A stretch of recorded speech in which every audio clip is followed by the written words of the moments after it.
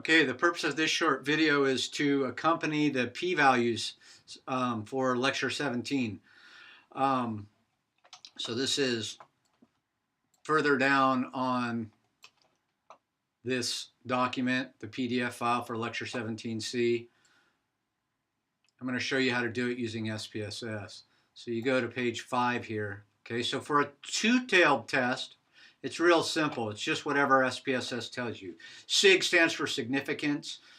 So that is 1.3%. Okay, I'll show you how to convert it. Okay, this means you can reject the null hypothesis, and there's only a 1.3% chance of being wrong.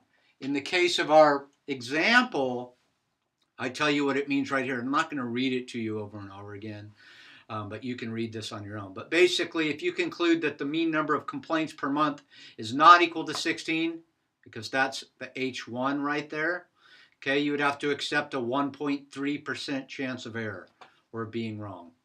Okay.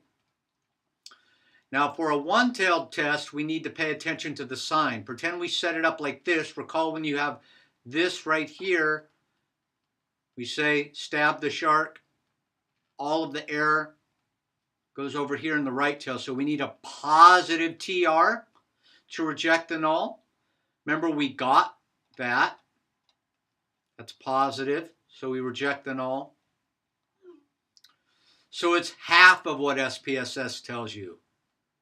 So half of 0.13 is that. So that's what, 0.65%?